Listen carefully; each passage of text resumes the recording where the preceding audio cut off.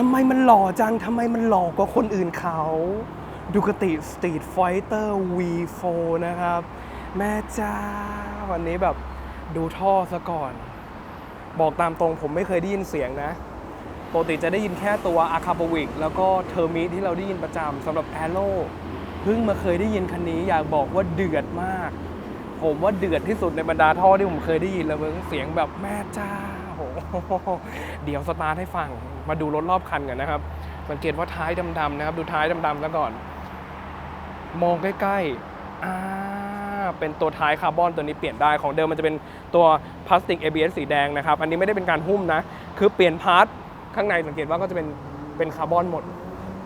เป็นคาร์บอนหมดนะครับกันหัวเข็มขัดคาร์บอนแล้วก็ตัวฝาถังน้ำมันแบบหมุนเร็วไม่ต้องปิดกุญแจไม่ต้อง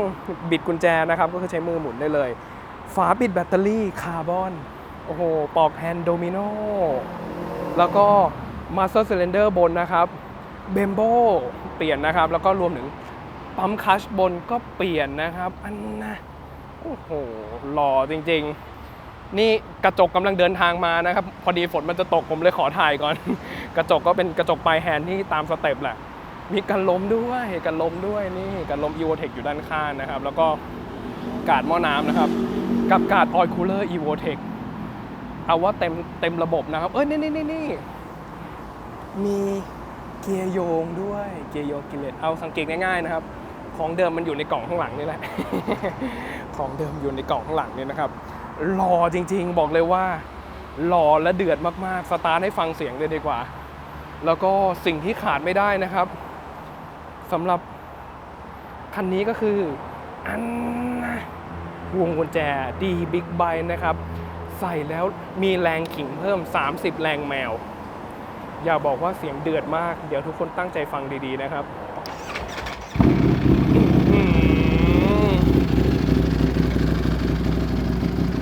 เอาจริงผมว่าเสียงอ่ะมันถ้าเทอร์มิอันนั้นลั่นมากลั่นแบบเทอร์มิฟูที่เป็นท่อออกตูดอะที่ผมเคยใส่ในพันนิกาเล่อันนั้นคือลั่นมากนะครับอาคาโบวิกที่เป็นท่อออกจากศูนย์นั่นก็รู้สึกว่ามันจะแหลมๆแต่มันเบากว่านี้หน่อยแต่ผมอยากบอกว่าแอโร่คือบอกตรงๆไม่เคยได้ยินของจริงแต่พอมาได้ยินคันจริงโอ้โหมันลั่นดีจริงๆตัวนี้จะเป็นสลิปออนนะครับ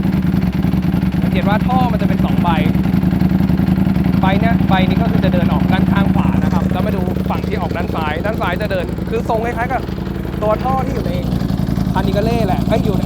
ตัวท่ออาคาบูอีกนะครับที่ข้างซ้ายจะเดินข้างซ้ายจะเดินออกใต้สวิงอาร์มนะครับออกล่างแล้วก็ด้านขวาจะออกข้าง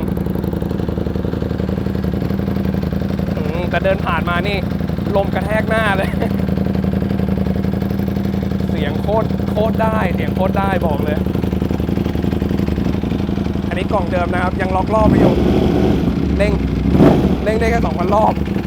แต่ฟังเสียง 2,000 รอบนะครับ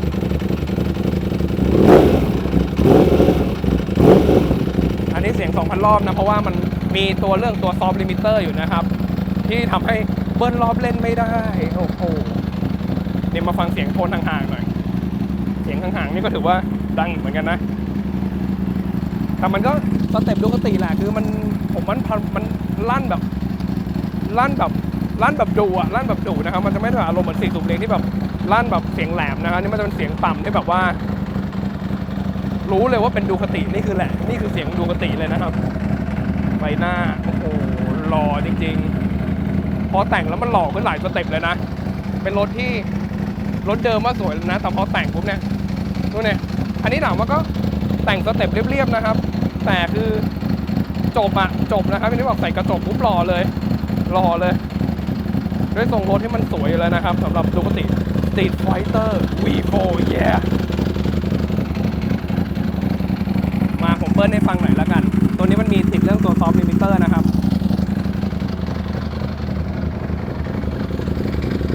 ต้องเข้าเกียร์ 1เอาขาตั้งขึ้น 4,000 รอบ 5,000 รอบ 6,000 รอบ 7,000 รอบโดยประมาณแล้วกัน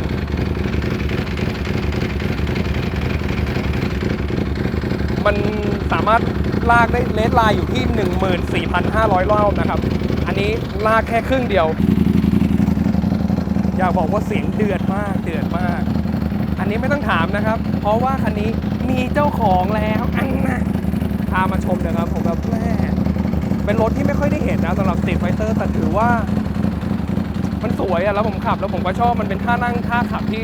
คือพอเนี่ยทุกอย่างนี้แฮนด์เดิมเห็นว่าเป็นแฮนด์เดิมนะแต่มีการเปลี่ยนเรื่องตัวเกียร์โยงท่านั่งมันเปลี่ยนเลยนะมันทำได้ฟีลแบบโอ้โหสตรีทไฟเตอร์อะแล้วอยากบอกว่าฟีลอย่างหนึ่งคืออะไรรู้ไหมท่อแต่งเมื่อเทียบกับท่อเดิมถ้าตัดเรื่องของตัวเสียงออกไป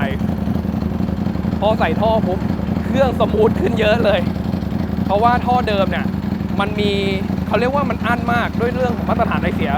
ยุคใหม่ที่มันสูงนะครับท่อเดิมคือมันอั้นนะขับแล้วแบบออกตัวแบบมีแบบกระตุกนิดน้อยเลยใครขับรถเดิมอยู่จะทราบดีนะมันจะแบบความกระตุกอ่อนๆแต่พอใส่ท่อปุ๊บมันไอเสียมันโฟล์มันโล่งแล้วก็คือกำลังมันเดินเรียบเลยเครื่องมันโยนมันสมูทขึ้นเยอะเลยนะครับถ้าไม่ได้พูดถึงเสียงแล้วก็รอบสูงเป็นยังไงยังไม่รู้เพราะว่าผมไม่ได้ขับไม่ได้ลองไม่กล้าขับไปขับเพราะว่ารถมีเจ้าของนะครับเอาแค่เนี่ยลองเดินเอาแค่เดินหน้ารู้สึกถึงความเปลี่ยนว่าเฮ้ยเครื่องมันสมูทแต่นี่คือโดยหลักการของรถรุ่นใหม่แล้วเปลี่ยนท่อไม่ได้เรื่องเสียงเดียวมันได้เรื่องตัวความโล่งที่มันโฟล์ขึ้นอ่ะแล้วก็ความร้อนสะสมจะน้อยลงด้วยเพราะว่าไอเสียมันไม่คั่งอยู่ในท่อนะครับหล่อว่ะหล่อจริงๆหล่อจริงอะไรจริงอยากเอาไปขี่ให้ดูนะครับแต่อย่างที่บอกคันนี้มีเจ้าของแล้วเนี่ยของเดิมอยู่นี่นะครับเดี๋ยวกำลังจะมารับละโอเควันนี้เรื่องราวโดยประมาณแล้วเจอกันใหม่คลิปหน้านะครับสวัสดีครับ